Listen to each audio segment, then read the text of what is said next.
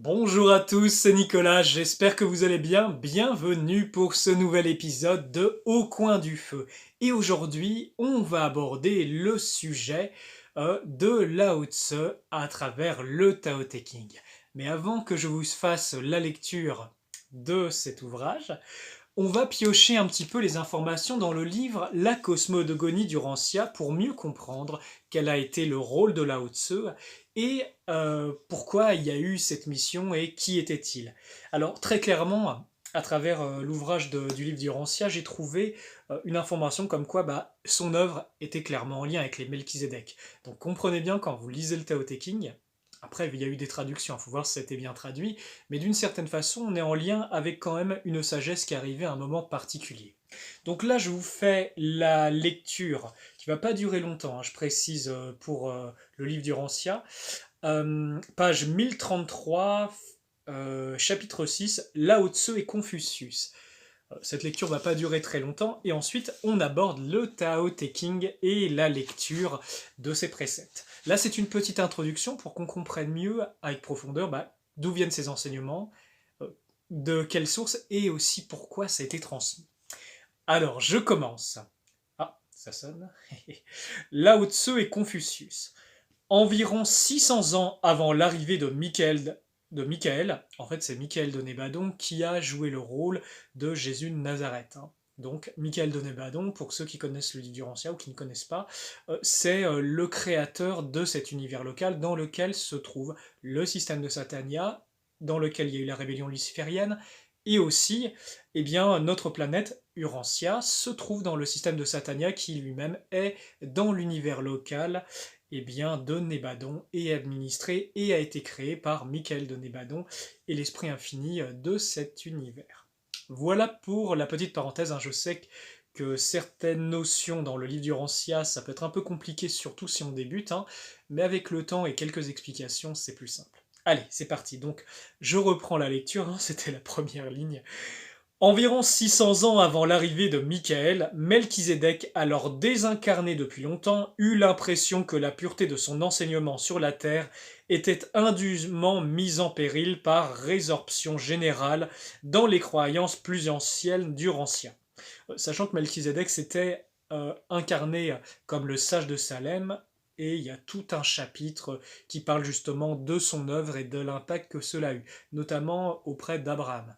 Si ça vous intéresse, dites-moi en commentaire si je fais la lecture de l'œuvre de Melchizedek euh, dans l'histoire du Rancien.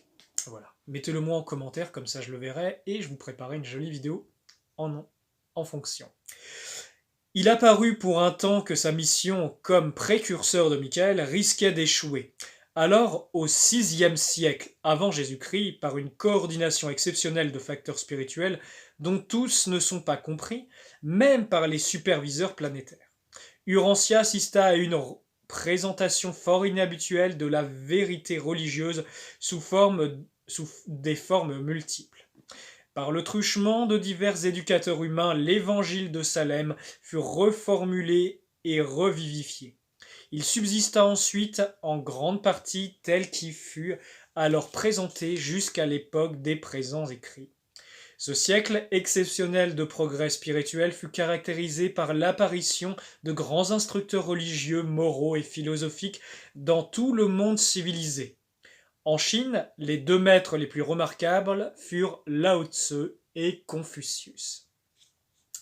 Lao Tse édifia directement sur les concepts des traditions de Salem en déclarant que le Tao était l'unique, cause première de toute la création. Lao Tse avait une grande vision spirituelle. Il enseigna que la destinée éternelle de l'homme était l'union perpétuelle avec le Tao, Dieu suprême et roi universel.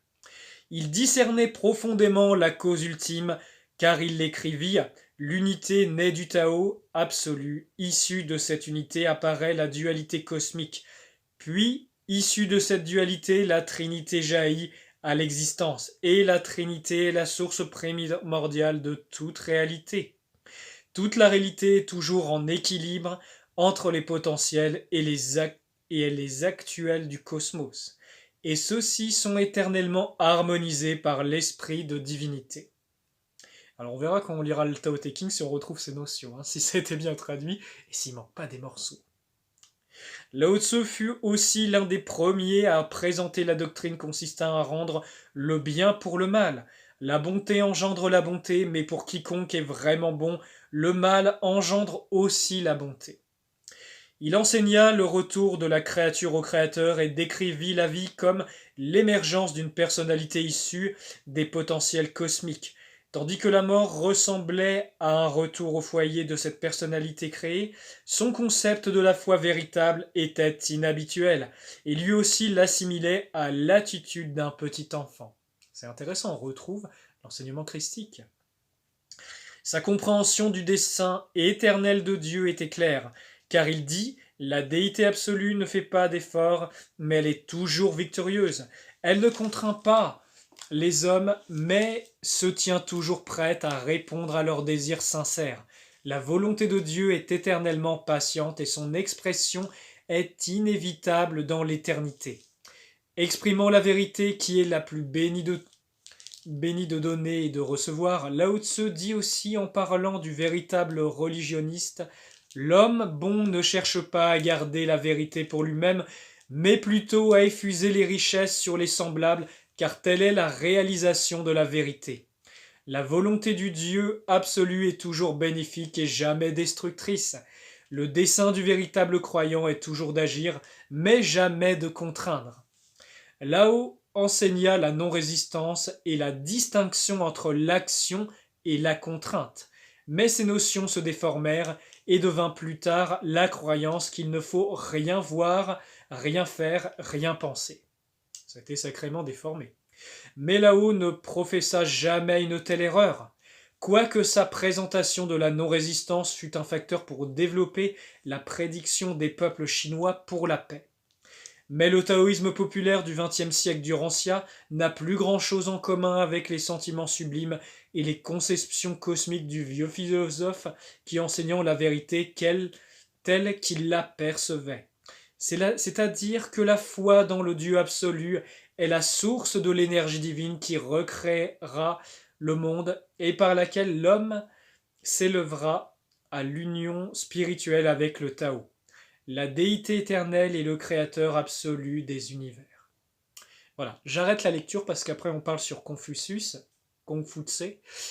et on va continuer notre sujet du jour sur le Tao Te Ching. Allez, c'est parti, on y va. Attendez, je remets tout bien en place parce que j'ai envie d'être dans des bonnes dispositions. Voilà. Allez, c'est parti les amis. Petit 1. La voix qu'on peut énoncer n'est déjà plus la voix. Les noms que l'on peut nommer ne sont déjà plus le nom. Sans nom commence le ciel, terre. Les noms donnent leur mère aux 10 000 êtres. Ainsi, le toujours sans attrait invite à contempler le mystère et le toujours plein d'attrait à considérer ses aspects manifestes. Ces deux-là, nés ensemble, sous les noms différents, sont en fait l'ensemble, l'origine et l'origine en origine, la porte du mystère merveilleux. 2. Sous le ciel, chacun prétend voir comme le beau est beau, et voici venir le laid sous le ciel. Chacun prétend savoir comment le bon est bon, et voici venir le mauvais. Mais en réalité, ayant et n'ayant pas naissance l'un de l'autre, compact et subtil, se forment l'un de l'autre. Long et court se disent l'un par rapport à l'autre, haut et bas se tournent l'un vers l'autre. Notes et sons s'accordent les uns avec les autres. Avant et après se suivent l'un et l'autre. Aussi les saints œuvraient selon le non-agir, et s'adonnaient à l'enseignement sans parole. 10 000 êtres éclos, ils ne les rejetaient pas, fournissant à leurs besoins sans les accaparer, entretenant sans assujettir, s'acquittant de leur tâche sans s'y attarder. Parce qu'ils ont choisi de ne pas s'attarder, ils demeurent à jamais. 3. Quand Quand les dignités ne vont plus au talent, les gens cessent de s'affronter.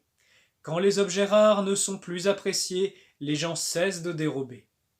Quand ce qui excite les désirs n'est plus étalé, les gens ne sont plus troublés dans leur cœur. Les saints, eux, vidaient les cœurs, emplissaient les ventres, pliaient les vouloirs, endurcissaient les os. Le peuple maintenu sans science et sans désir, les habiles se gardaient de s'agiter. Œuvrant par le non-agir, rien n'échappait à leur conduite. 4. La voie, bol vide, demeure vide pour qui en use. Source d'abîme, on dirait un ancêtre, qui préside aux 10 000 êtres. Elle en émousse les pointes, en débrouille les chevaux, harmonisant leur lumière, rassemblant leur poussière. Profondeur abîme, on dirait une présence, nous ignorons de qui elle procède, pressentant qu'elle précède le souverain lui-même. 5. Le ciel, terre ignore la bienveillance, traitant des 10 000 êtres comme chiens de paille, le saint-ivrogne la bienveillance. Le saint-ivrogne, excusez-moi, c'est le saint ignore la bienveillance. Les sans-famille, il les traite comme chiens de paille. L'intervalle ciel-terre est comme le soufflet. Il se vide sans se lasser. Actionner, il veut souffler encore. Actionner, il veut souffler encore. Oui, je vous l'ai déjà lu. Actionner, il veut souffler encore. On parle, on suppute à l'infini, mieux vaut garder le centre. 6. L'esprit du Val ne meurt point, évoque la femelle originelle. La porte de la femelle originelle évoque la racine du ciel-terre, qui coule, filet sans fin, dont on use sans qu'il s'épuise. 7. Le ciel dure et la terre demeure. Oui, le ciel, terre dure et demeure, mais c'est parce qu'il ne vit pas pour lui-même, mais qu'il peut jouir d'une vie qui ne finit pas. Le saint, lui, en se mettant à la dernière place, se retrouve au premier rang. Insoucieux de sa vie, il se maintient vivant. N'est-ce pas le désintéressement qui réalise en lui son accomplissement? 8. Un homme haut placé faisant le bien agira comme l'eau. L'eau sert 10 000 êtres sans rien disputer, faisant ce que personne n'aime faire. Le plus proche de la voie préfère s'établir à même le sol et placer leur cœur dans l'abîme. Donner simplement par humanité, cultiver la sincérité des propos, gouverner en respectant la nature, confier les charges aux gens capables, n'agit qu'au moment favorable. C'est en ne disputant rien à personne qu'ils sont alors irréprochables. 9. Mais qui veut tout retenir, sans pouvoir maintenir, il ferait mieux de s'abstenir, qui martèle sa lame, et aiguise sans cesse, ne la conserve pas longtemps. Une salle pleine d'or et de pierres précieuses ne trouve pas de gardien, qui riche et honoré se fait encore arrogant, est lui-même l'artisan de sa perte. L'œuvre accomplie se retire, c'est cela la voie du ciel. 10.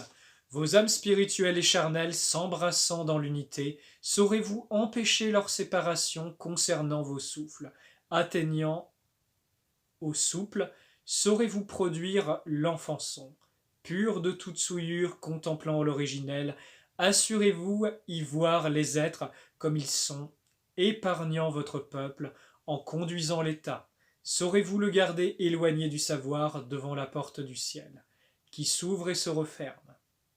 Saurez-vous éloigner la femelle candeur illumination à l'efficace universelle? Saurez-vous tenir au non-agir? Laissez être, laissez croître, laissez être, ne pas accaparer, entretenir, ne pas assujettir, présider à la vie, ne pas faire mourir, c'est cela la vertu originelle. 11. 30 rayons se joignent à un moyeu unique. Se vide dans le char, en permet l'usage. D'une motte de glaise, on façonne un vase. Se vide dans le vase, en permet l'usage. On ménage des portes et des fenêtres pour une pièce. Se vide dans la pièce, en permet l'usage. L'avoir fait l'avantage, le non-avoir l'usage. Les 5 couleurs aveuglent l'œil, les 5 notes assourdissent l'oreille, les 5 saveurs gâtent la bouche, course et chasse affolent le cœur. L'amour des objets rares égare la conduite. Les saints, eux, étaient pour le ventre, pas pour l'œil. Ils rejetaient l'extérieur et s'en tenaient à soi. 13. Faveurs, défaveurs sont des surprises, honneurs, catastrophes sont corporelles. Que veut dire faveur, défaveur sont des surprises, sinon que la faveur tombe sur les inférieurs, elle surprend quand on l'obtient, elle surprend quand on la perd. Voilà ce que veut dire faveur, défaveur sont des surprises.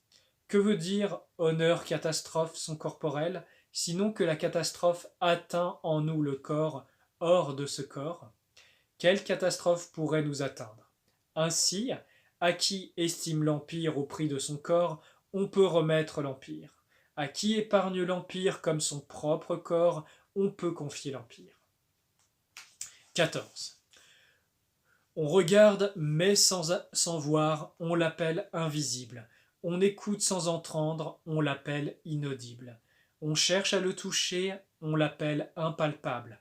Voilà 3 choses ineffables, qui confondues font l'unité. Son haut n'est pas lumineux, son bas n'est pas ténébreux.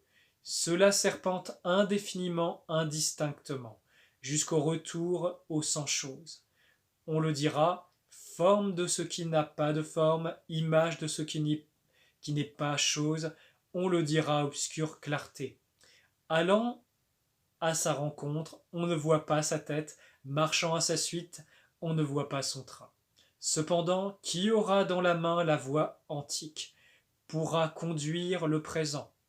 Ce savoir de l'antique Genèse, on l'appelle déroulement de la voie. Les grands adeptes de l'Antiquité étaient de sublimes initiés au mystère originel.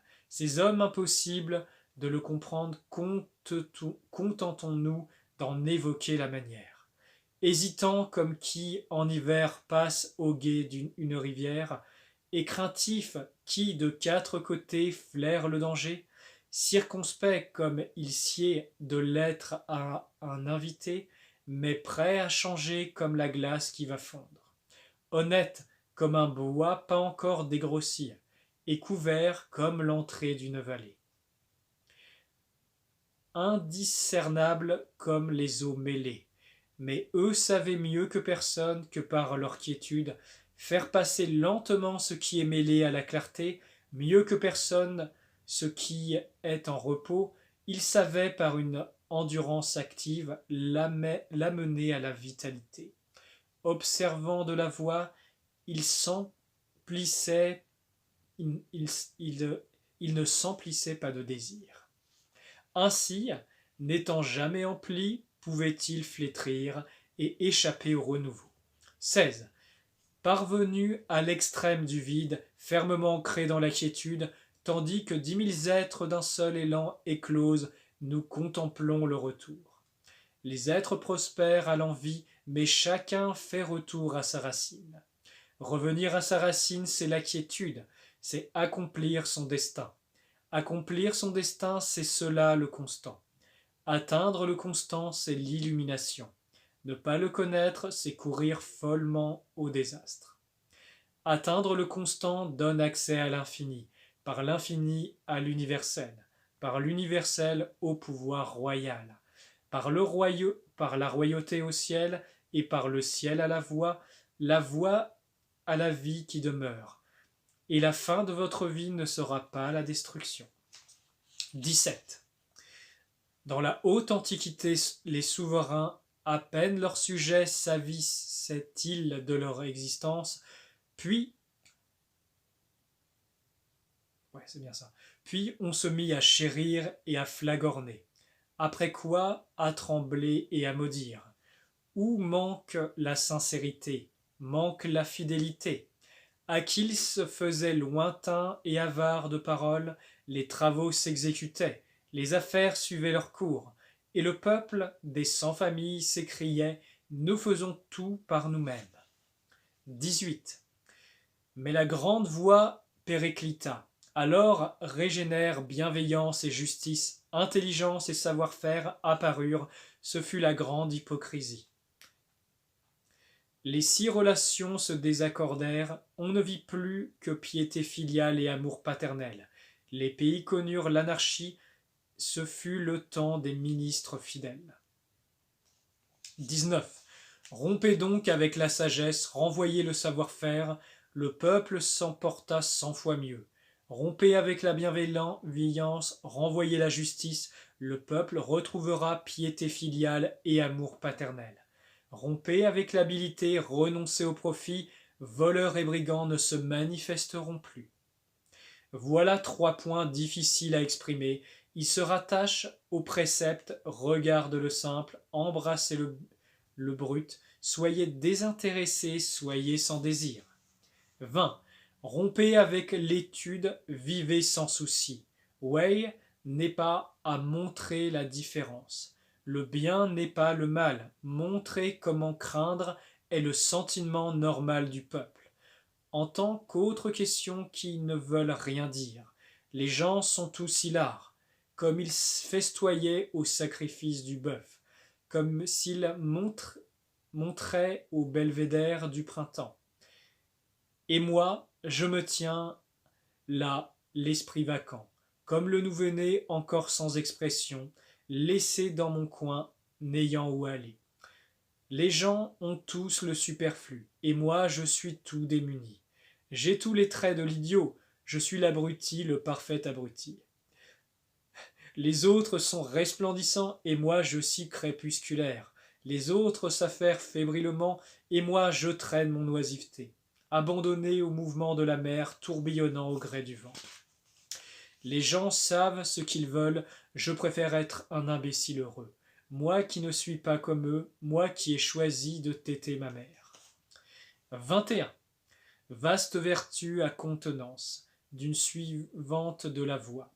La voix, chose vague, indistincte, si indistincte et si vague, en elle sont les symboles, si vagues et si indistincts. En elle sont les êtres, si secrets, si dérobés. En elle sont les essences, des essences très pures. En elle la fidélité. De l'Antiquité à ce jour, elle maintient son nom, président à la succession de tous les êtres. Comment comprendre les manifestations de tous les êtres, sinon par cela? Pilier 22. Pilier pour se garder intègre, ployer pour se retrouver droit, s'approfondir pour être rempli, se faner pour reverdir. Moins permet de trouver trop, fait qu'on s'égare. Les saints embrassent l'un. Était la guerre du monde, ne se donnant pas à voir s'il illuminait, ne se faisant pas savoir s'il resplendissait, n'agissant par leur succès s'ils avaient leur mérite, ne vantant pas leurs exploits, ils restaient au commandement. Voilà que ne disputant rien à personne, personne non plus ne peut ne leur disputer rien. L'ancien adage, plié pour se garder intègre, ce n'était pas un vain mot. L'homme vrai et intègre attire autour de lui. 23. Par le silence, l'agir naturel. Une bourrasque ne dure pas la matinée entière. Une averse ne dure pas jusqu'à la fin du jour. Et qui en est l'auteur? Le ciel-terre. Le ciel-terre n'est pas indéfiniment endurant. Que dire alors de l'homme? Pour cette raison, qui œuvre selon la voie, au niveau de la voie se conformera à la voie. Au niveau de la vertu se conformera à la vertu. Au niveau de la perte se conformera à la perte. Conforme à la voie le reçoit volontiers. Conforme à la vertu le reçoit volontiers. Conforme à la perte reçoit volontiers. Mais où manque la sincérité, manque aussi la fidélité. 24. Dressé sur la pointe des pieds, on perd l'équilibre. Les jambes trop écartées, on n'avance pas. Qui se donne à voir n'illumine pas. Qui se fait valoir ne resplendit pas. Qui agite ses succès est sans mérite. Qui vante ses exploits n'occupe pas longtemps le pouvoir. Pour la voix, c'est excès de nourriture et tumeur. Pratique qui à tous les êtres répugne, l'homme qui possède la voix s'y refuse. 25. Une chose faite d'un mélange est là avant le ciel-terre, silencieuse, ah oui, illimitée assurément, reposant sur soi inaltérable, tournant sans faute et sans usure. On peut y voir la mer de ce qui est sous le ciel. Nous ne connaissons pas son nom, son appellation est la voix. À défaut de son véritable nom, on la dénommera grande. Grande pour dire qu'elle s'écoule, poussant toujours plus loin, qu'au loin, en vallée, elle s'en retourne. Aussi grande la voix. Grand le ciel, grand la terre et grand aussi le roi. Dans l'univers sont 4 grands, et le roi est l'un d'eux. L'homme prendra donc modèle sur la terre prendra modèle sur le ciel prend modèle sur la voix, elle, se modèle sur le naturel. 26. Lourd racine du léger, quiète seigneur de l'agité. Ainsi les saints voyageaient des jours entiers sans quitter leur lourde voiture. Sans un regard pour de fascinantes splendeurs, chez eux ils se tenaient perdus hors de ce monde. Comment le maître de 10 000 chariots serait-il léger au point de se préférer à l'empire? Sa légèreté lui ferait perdre sa racine, son agitation, son empire sur lui-même. 27. Bien aller ne laisse pas de traces. Bien parler est net et sans défaut. Bien compter ne sert pas de marque. Bien fermer ne pose ni verrou ni barre, sans qu'on puisse ouvrir. Bien lier ne noue pas de corde, sans qu'on puisse délier. Pour cette raison, les saints s'appliquent à secourir les humains sans rejeter personne, s'appliquaient à secourir les êtres sans en rejeter aucun. C'est ce qu'on appelle répandre à son tour la lumière. L'homme bon est le maître du méchant. Le méchant sert de matière à l'homme bon. Si l'un ne révère pas son maître et l'autre n'aime pas sa matière, nul savoir-faire ne reviendra l'égarement. C'est cela la merveille essentielle. 28. Conscience de coq contenant la poule, ils étaient la ravie du monde. La ravie du monde, ils ne quittaient pas la vertu constante, ayant fait le retour de l'enfançon. Conscience de blanc, contenance de noir, ils étaient la norme du monde. La norme du monde, ils étaient sans tache en la vertu constante, ayant fait le retour au sans limite. Conscience de gloire, contenance d'humiliation, ils étaient le réceptacle du monde. Le réceptacle du monde, il se satisfaisait de la vertu constante, ayant fait le retour au brut. Le brut, on le détaillait en ustensiles diverses. Les saints par le brut présidaient aux diverses charges. C'est le sens de « à grand tailleur, pas de chute ». 29. Vouloir saisir l'empire et le manier à son gré, on ne voit pas qu'on puisse y parvenir. L'empire est un vase sacré, on ne le manie pas à son gré. Qui le manie court à l'échec, qui s'en empare le perdra. La vérité des choses, c'est que les êtres s'avancent allègrement, puis se mettent à suivre, respirer légèrement, puis se mettent à souffler, deviennent puissants, puis se mettent à faiblir. On commence à s'élever, puis on se met à descendre. Et c'est pourquoi les saints rejettent l'excès, l'extrême, l'extravagant. 30. Conseillant un prince selon la voie, on ne lui fera pas conquérir l'empire par les armes, politique qui se retourne souvent contre son auteur. Là où la troupe a campé croissent épines et ronces. Les grandes armées annoncent des armées de disette, des années de disette. Contentez-vous d'être résolu, sans prétendre à conquérir de force, résolu sans ostentation, résolu sans présomption, résolu sans provocation, résolu vous battant à contre-cœur, résolu sans volonté de conquête. La puissance fait vieillir, cela c'est opposé à la voix. S'opposer à la voix, c'est bientôt périr. 31. Les armes même belles sont de mauvais augure. Elles suscitent en tous la même horreur. Un homme qui suit la voie s'en détournera. On honore le gentilhomme en le plaçant à gauche. On honore un homme de guerre en le plaçant à droite. Les armes sont de mauvais augure. Elles ne sied pas au gentilhomme, c'est à contre-cœur qu'il y recourt. Ayant fait du détachement et du repos son idéal, vainqueur, il ne voit pas de bien à la victoire. Y voir un bien serait se réjouir d'une tuerie. Quand un homme se réjouit d'une tuerie, il ne faut pas le laisser arriver à l'empire.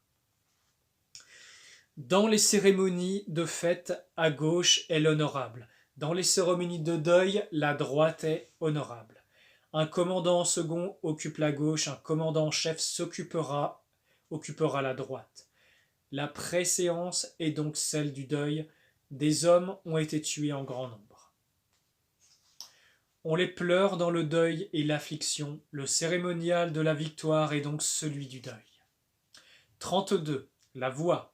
Toujours sans nom et nature, malgré son insignifiance, nul au monde ne peut la servir. Si seulement baron et prince savaient la tenir, les 10 000 êtres viendraient à l'hommage, ciel et terre uniraient leurs influx, et descendrait la douce rosée. Le peuple, sans qu'on lui demande, s'ordonnerait de lui-même. Mais à commencer la taille, on a eu des noms, et les noms se sont multipliés. Il faudrait arrêter le savoir, savoir s'arrêter. Ce serait le salut. La voie dans le monde se compare au fleuve et à l'océan, pour les rivières et les ruisseaux. 33.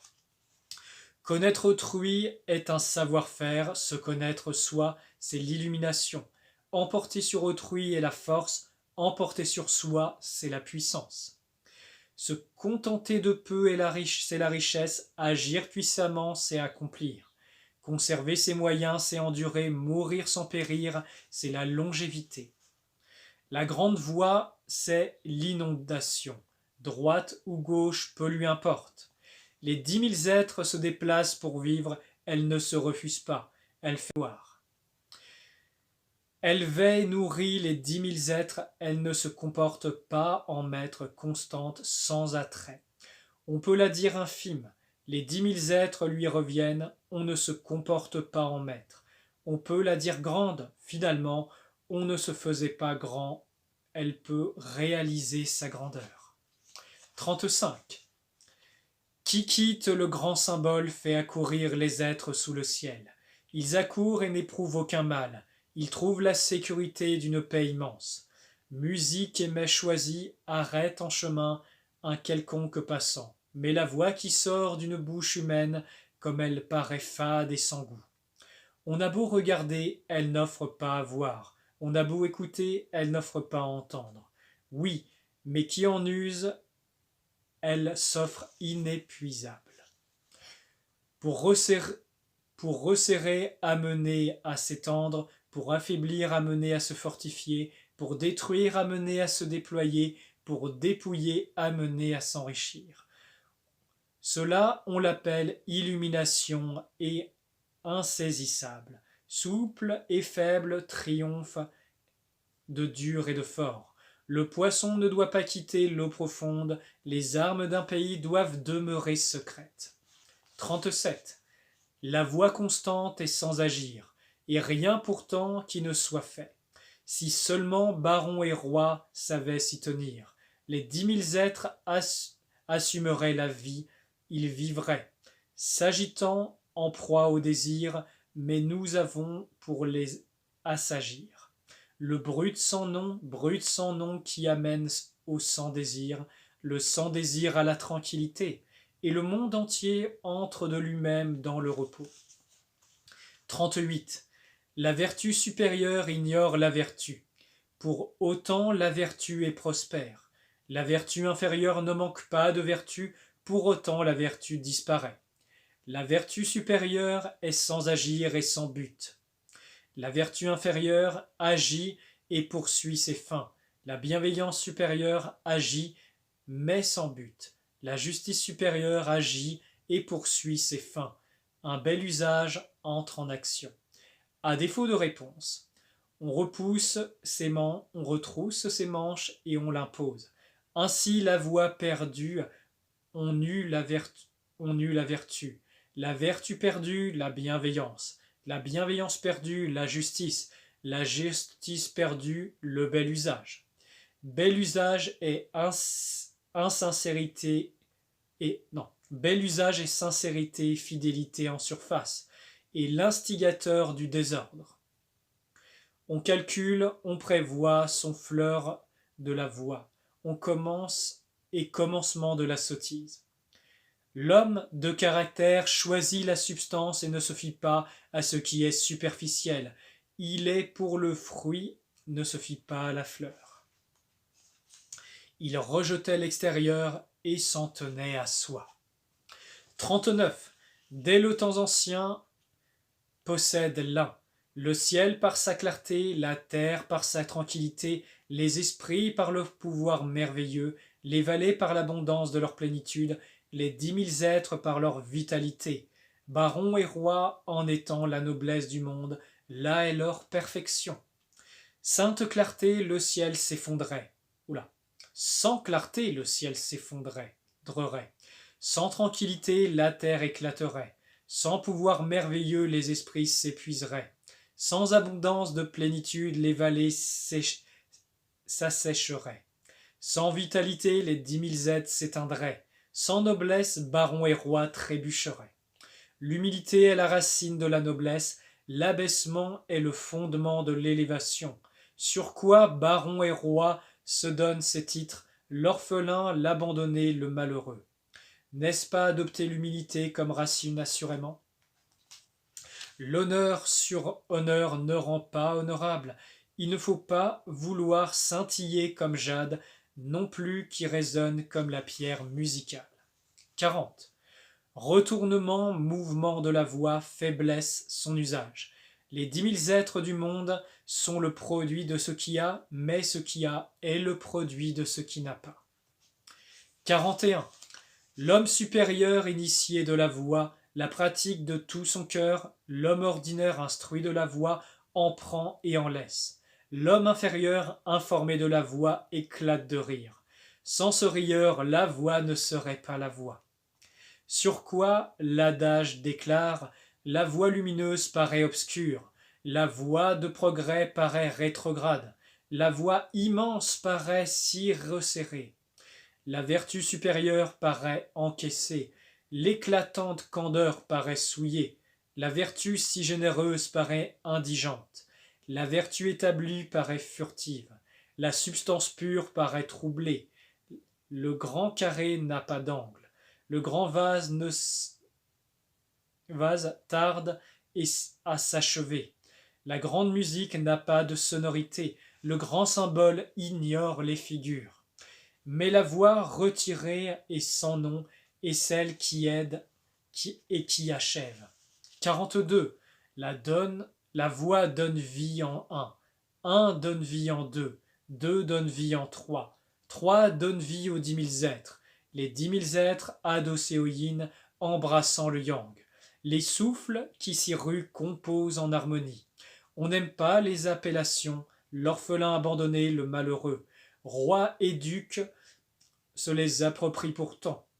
En fait, les êtres gagnent à se diminuer comme s'ils perdent à vouloir s'augmenter. Après un autre, je dis ceci, mourir de leur belle mort n'est pas pour les violents. Ces autres, j'en fais père à ma doctrine, de ma doctrine. 43. Ce qu'il y a de plus tendre au monde gagne à la longue sur le plus solide. Ce qui n'a pas pénètre ce qui n'a pas d'interstice. Par là, nous apprenons l'avantageux du non-agir. L'enseignement sans parole, l'avantageux du non-agir, peu au moment y atteint, peu au monde y atteignent. Le renom ou la vie, à quoi tient-on d'abord? La bourse ou la vie, à quoi tient-on le plus? S'attacher à la vie ou accepter de la perdre, lequel fait le plus mal? Qui aime avec excès s'épuise. Qui amasse de gros perdra gros. Contenant peu n'a pas à craindre. Qui saura s'arrêter se préservera. Il pourra s'assurer la longévité. La grande perfection a comme un défaut, mais elle est indéfectible. La grande plénitude s'écoule sans fin, mais elle est inépuisable. La grande droiture paraît se courber, la grande habileté paraît malhabile. La grande éloquence un bredouillis. Le trépignement surmonte le froid, la tranquillité la chaleur. Mais sérénité et quiétude sont la norme du monde. Le monde suit-il la voie d'ételer les coursiers sont aux champs pour les fumer. Le monde a-t-il quitté la voie, harnaché les chevaux, sont au faubourg pour pâturer. Il n'y a pire malheur que l'instabilité, pire malédiction que le désir de posséder. Mais qui aura toujours suffisance pour qui se suffit de ce qui suffit? 47. Sans avoir franchi sa porte, connaître tout sous le ciel, sans regarder par la fenêtre, contempler la voie du ciel. Plus on va loin, moins on saura. Les saints, sans se déplacer, connaissent tout. Sans avoir regardé, comprennent tout. Sans rien faire, ils avaient tout réalisé. 48. Pour l'étude. Pour les jours, un peu plus. Pour la voix, tous les jours, un peu moins. De moins en moins jusqu'à non-agir, au non-agir et rien qui ne fasse. L'empire échoua toujours aux hommes de loisir, un homme qui sait faire est impropre à l'empire. 49. Les saints, libres de leurs esprits, suivaient l'esprit des sans-familles. Bons avec les bons et bons avec les méchants, car la vertu est bonne, loyaux fidèles, et loyaux infidèles, car la vertu est loyale. Les saints de l'Empire vivaient ignorés, cachés, offraient un esprit disposé à tout accueillir. Là où les sans-famille écarquillaient les yeux et étendaient l'oreille, les saints souriaient comme l'enfant nouveau-né. On sort, c'est la vie, on rentre, c'est la mort. Compagnons de la vie, ils sont 13. Compagnons de la mort, ils sont 13. Mouvant les vivants au site de mort 13 encore. Et pourquoi? Sinon qu'on est mené par l'avidité de vivre. On ne dit que ceux qui connurent l'art de vivre, quand ils voyageaient par les routes, ne rencontraient ni rhinocéros, ni le rhinocéros, ni le tigre.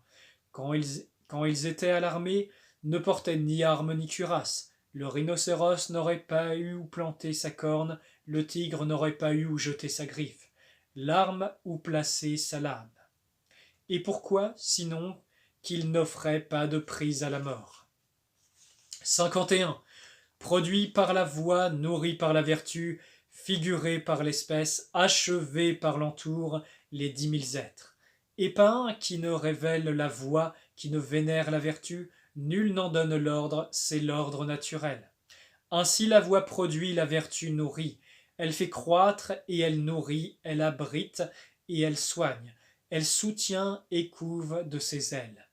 Laisser être, ne pas accaparer, entretenir et ne pas assujettir, présider à la vie, ne pas la sacrifier, c'est là la vertu originelle. Une genèse sous le ciel s'opère qui nous fait évoquer la mère des êtres sous le ciel. Par la mère connue se révèlent les enfants connus rendent à la mère et on s'y tient. Jusqu'à jusqu'au terme de cette vie sans souffrir aucun mal.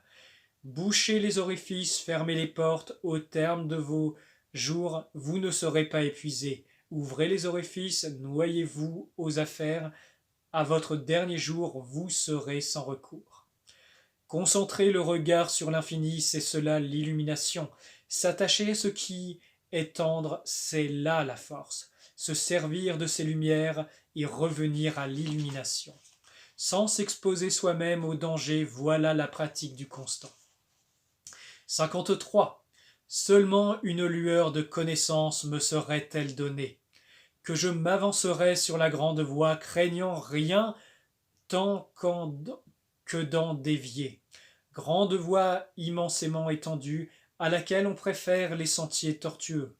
Les cours sont parfaitement nets, mais les champs remplis de ronces, et les greniers parfaitement vides. Les habits sont richement parés, on porte à la ceinture une épée acérée, on crève d'alcool et de bonne chair. On regorge de richesses et de biens. Voleurs de grands chemins et fort en gueule, rien à voir avec la voie. 54. Bien planté, on ne l'arrachera pas. Bien enserré, on ne l'enlèvera pas. Fils et petits-fils, sans interruption, se relayeront au culte des ancêtres.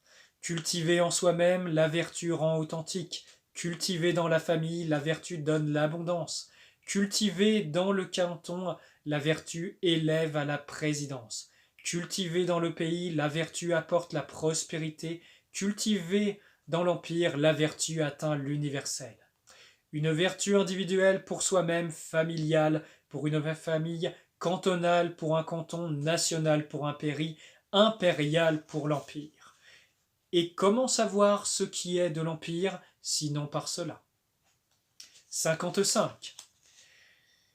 Car ce qui contient en soi la vertu plénière se compare à un nouveau-né.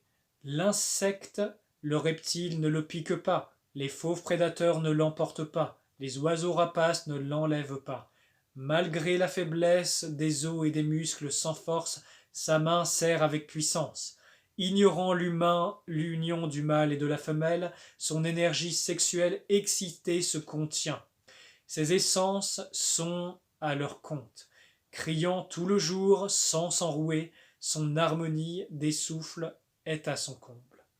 Ainsi, connaître l'harmonie des souffles, c'est le constant. Atteindre au constant, c'est l'illumination. Si la vitalité déborde, c'est le malheur. Quand le cœur s'active, les souffles activent le souffle, c'est la violence. La puissance fait vieillir, cela c'est l'opposé à la voix. S'opposer à la voix, c'est bientôt périr. 56. Qui sait ne parle pas, qui parle ne sait pas. Bouchez les orifices, fermez les portes, émoussez les pointes, débrouillez les chevaux, harmonisez les lumières, rassemblez la poussière. On évoque ainsi la communion qui est à l'origine. Avec elle, c'est ni proche, ni étranger, ni avantagé, ni défavorisé, ni honorable, ni méprisable. Mais elle-même, le monde entier la tenait en honneur. Si par la normale on conduit un État, si une conduite anormale entraîne la guerre, l'empire ne s'acquiert que par l'art de ne rien faire. Et comme le savons-nous, sinon par ceci? Quand défense et tabous envahissent l'empire, les gens en proportion deviennent misérables. Quand s'accumulent les armes offensives, dans le pays se multiplient les troubles. Si les gens sont gagnés par l'art de l'artifice, des phénomènes inquiétants surgissent, puis on voit fleurir les lois et les règnes. Puis, plus il y a de voleurs et de brigands. Voyant cela, les saints disaient « Je n'interviens pas. Le peuple de lui-même mène sa vie. Je me tiens quoi? Le peuple de lui-même se conduit et n'entreprend pas. Le peuple de lui-même prospère. Je me tiens sans désir. Le peuple de lui-même retourne au simple. » 58. Quand un pouvoir se fait faire léger, le peuple se montre simple et facile. Mais le pouvoir autoritaire fait le peuple rusé et difficile. Le malheur marche au bras du bonheur, le bonheur couche au pied du malheur. C'est incompréhensible, à cela pas de règle, la règle se dérègle, le bon se corrompt, l'humanité se dévoie, ce n'est pas d'hier. Le saint donc répartissait sans trancher, économisait sans retrancher, rectifiait sans contrainte, éclairait sans éblouir. Pour gouverner les 59. Pour gouverner les gens et qu'ils servent le ciel, il ne faut rien de moins que la frugalité. La frugalité prompte la soumission. La prompte soumission redouble la vertu. Redoublée, la vertu devient irrésistible. Une irrésistible vertu est sans limite. Qui ne se laisse pas enfermer dans ses limites peut avoir l'état, et qui possède la mer de l'état se maintiendra durablement. Cela, c'est la voie, dont la racine profonde et solidement plantée donne la longue vie et la durable vision. 60. On gouverne un grand pays comme on cuit de petits poissons. Quand le souverain de l'empire règne en observant la voie, les démons ne jouent pas aux esprits, les démons ne jouant pas aux esprits, les esprits ne font pas de mal au peuple. Les esprits ne faisant pas de mal au peuple, les saints non plus ne faisaient pas de mal au peuple. Au peuple, oh là. Le saint non plus ne fait pas de mal au peuple. Peuple et souverain ne se nuisant pas, la vertu descendue peut ainsi retrouver. Un grand pays est un bassin d'affluence, la réunion de tous les êtres, la femelle universelle. En se tenant passive, la femme conquiert le mal, elle s'abaisse en se faisant passive. Un grand pays gagnera un petit pays s'il s'abaisse devant lui. Un petit pays gagnera un grand pays s'il s'abaisse devant lui. L'un s'abaisse pour acquérir, l'autre s'abaisse pour se faire accepter. Que veut un grand pays? Accroître sa clientèle. Que veut un petit pays? Entrer au service d'un patron. L'un et l'autre ont satisfaction, mais le plus grand doit s'abaisser. 62. La voie resserre des 10 000 êtres, trésor des bons, refuge des méchants. De belles paroles font bien à l'étalage, de bonnes actions font belle réputation, mais le mal de l'homme qui n'en délivrera. Devant le Fils du ciel qu'on ironise, devant les 3 ducs qu'on installe, vont les disputes de jade tenues à 2 mains, suivies de l'attelage à 4 chevaux. Pourquoi ne pas plutôt, assis sur ses talons, offrir la voie? Jadis on tenait la voie en honneur, pourquoi sinon que par elle? Qui demande est exaucé, qui a fauté est absous. Voilà pourquoi l'Empire la tenait en honneur. 63. Agir sans agir, faire sans affaire, savourer l'insipide, magnifier l'infini, valoriser le moindre, rendre en vertu le tort reçu, appréhender le difficile par son biais aisé, traiter le grand par un détail minime, les grandes difficultés dans l'Empire sont à aborder par leur biais aisé. Ce qui devient une affaire d'État se règle quand ce n'est encore rien. Les saints, qui ne cherchèrent pas à se grandir, parvenaient finalement à la grandeur.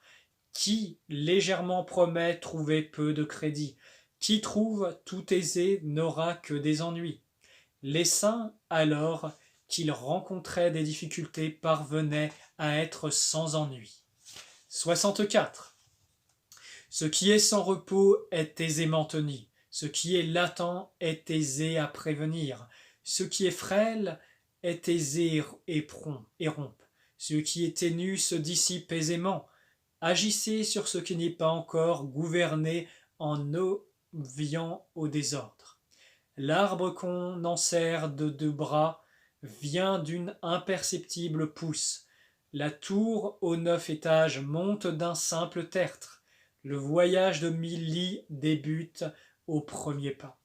L'intervention, c'est l'échec. La possession, c'est la perte. Le saint n'intervenant pas, évitant l'échec, ne possédant pas, évitait la perte. On s'affaire et on échoue toujours près du but. La vigilance du début à la fin eût évité l'échec. Les saints, par le désir de non-désir rendait sans valeur les objets rares en apprenant à désapprendre. Il ramenait les gens de leurs erreurs, et aidait la spontanéité des 10 000 êtres. Il décourageait les fauteurs de troubles. 65.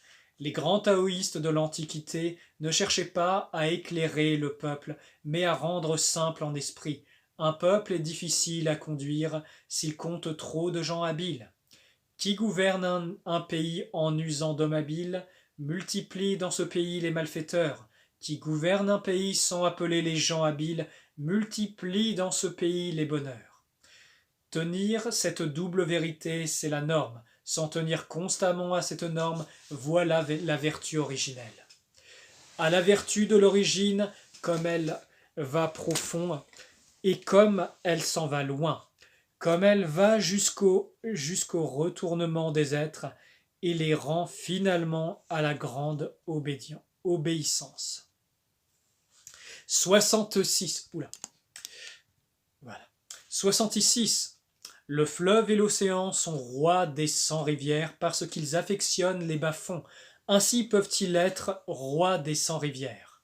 Qui donc voudra commander au peuple qu'il s'abaisse en s'adressant à lui, qui voudra prendre la tête du peuple, qu'il se mette à la dernière place.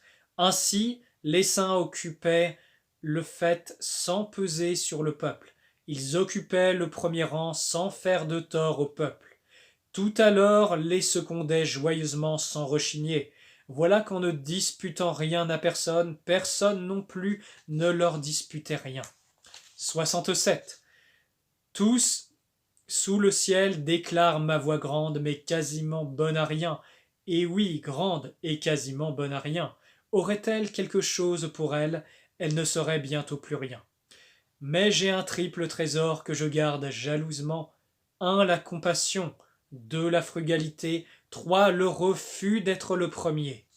La compassion permet d'être intrépide, la frugalité d'être généreux, le refus d'être premier de présider aux charges, l'intrépide sans compassion, le généreux sans frugalité, le premier qui n'a pas été dernier vont à la mort. La compassion combat rend vigoureux, dans la défense, elle sauvegarde. Ceux-là que le ciel veut sauver, il la garde par la compassion.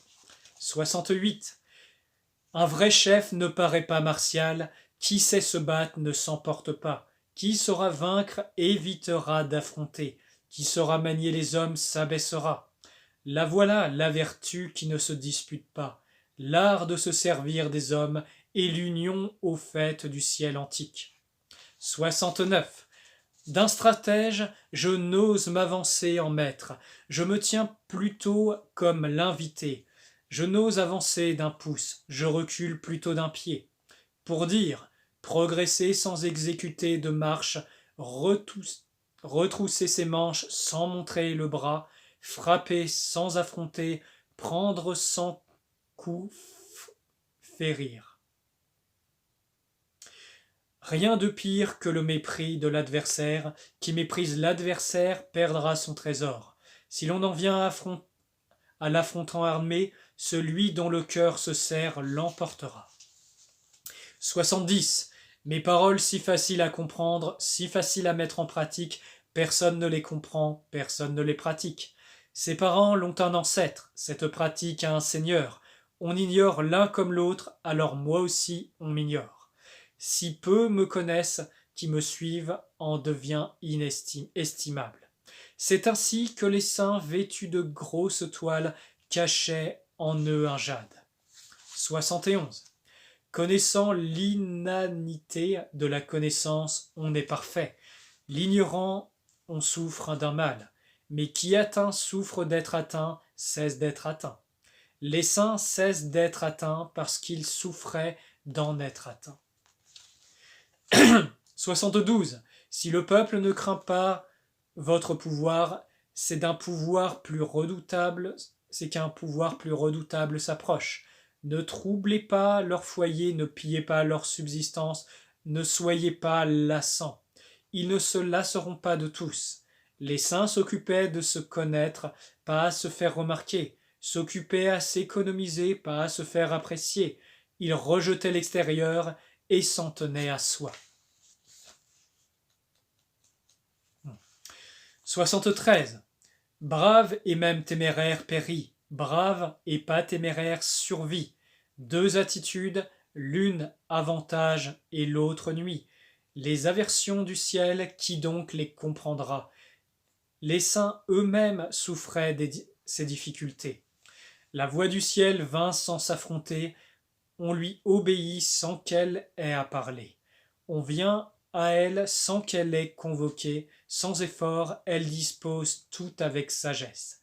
Vaste avec le filet du ciel, ses larges mailles n'échappent rien. Un peuple qui ne craint plus la mort, l'effrayez-vous par la peine de mort? Rendez-vous lui plutôt la peur de la mort. Les factieux, s'il en trouve, prenez-les et mettez-les à mort. Qui alors se permettra de bouger? Le constant met à mort par son grand exécuteur, jouer au grand exécuteur et mettre à mort, c'est jouer au maître charpentier qui joue au maître charpentier. Il est rare qu'il ne s'entaille pas la main. 75. Le peuple crève de faim, et ceux qui lui commandent s'engraissent d'impôts. Voilà pourquoi le peuple crève de faim. Le peuple est ombrageux, et ceux qui le commandent le harcèlent sans cesse. Voilà pourquoi le peuple est ombrageux. Le peuple brave la mort, et ceux qui le commandent mènent joyeuse vie. Voilà pourquoi le peuple brave la mort. Seuls ceux qui ne vivent pas pour vivre sont assez sages pour apprécier la vie. L'homme vivant est tendre et souple. Mort, le voici dur et rigide. Les plantes sont tendres et délicates. Mortes, les voici flétries et sèches. Dureté et rigidité sont compagnes de la mort. Tendreté, souplesse, compagnes de la vie. La force des âmes ne donne pas la victoire. Un bel arbre attire la cognée. Puissance et grandeur se tiennent en bas. Faible et souple se maintiennent en haut. 77. À la voix du ciel, comme un arc tendu, le haut est abaissé et le bas se relevé. L'excès est diminué et le manque est comblé. À la voix du ciel, ôte aux riches, donne aux pauvres. La voix de l'homme, au contraire, ôte aux pauvres, donne aux riches. Qui donc savait prélever sur son abondance et donner au monde, sinon les fidèles de la voix? C'était la manière des saints, ils agissaient sans s'imposer, l'œuvre faite, ils se retiraient, ne voulant pas passer pour sages. Rien au monde comme l'eau de plus souple et de plus faible. 78, pardon. Rien au monde comme l'eau de plus souple et de plus faible pour attaquer le solide et le fort. Qui sera comme l'eau, le non-avoir en elle, le fait changeante. Faible, elle vainc le fort. Souple, elle vainc le dur. Nul ne l'ignore qui le pratique. Le saint a pourtant ce mot. Recevant la boue du sol du pays, vous êtes fait seigneur des autels des esprits, acceptant les malheurs des pays. Vous serez fait souverain du monde. La parole véridique sonne comme paradoxe. 79. L'apaisement d'une grande querelle laisse nécessairement des griefs. Alors comment faire le bien? Les saints, pour cette raison, retenaient leur marque de créance, n'exigeaient rien d'un débiteur. Un homme de vertu exécutera ses obligations, un homme sans vertu taxera les gens abusivement. La voix du ciel, qui ne favorise personne, est toujours avec l'homme de bien. 80. Des pays petits et guerre de gens, des engins à décupler le rapport, on n'en avait pas alors l'usage, mais au peuple on apprenait à craindre de mourir lors de voyages au loin. Bateaux et chars on n'y montrait pas, cuirasses et armes on les étalait pas, mais au peuple on apprenait à faire usage de la cordelette à nœuds. Manger alors avait du goût. Habits serait au corps, il faisait bon d'être chez soi. On appréciait une vie simple. D'un pays, on voyait un pays voisin. Coq et chien changeaient leur appel, et les gens mouraient à l'extrême de l'âge, sans avoir eu l'occasion de se fréquenter. 81. La parole authentique n'est pas séduisante, la parole séduisante n'est pas authentique. Le bien n'argumente pas, l'argument ne fait pas le bien. La connaissance n'est pas le vaste savoir ignore la connaissance. Le saint n'accumule pas, plus il fait pour les autres. Plus il a pour lui-même, plus il donne aux autres, plus il s'enrichit. La voix du ciel avantage et ne nuit pas, la voix du saint agit et ne conteste pas. Et bien voilà les amis, j'espère que cette petite lecture du Tao Te Ching vous a plu, qu'elle va vous apporter, qu'elle vous apporte. Et puis je vous dis à la prochaine pour une nouvelle lecture et souvenez-vous que le Tao, que la véritable lumière soit avec vous. À très bientôt et dites-moi dans les commentaires si ces contenus vous parlent et j'en produirai des nouveaux. À très bientôt tout le monde, je vous embrasse.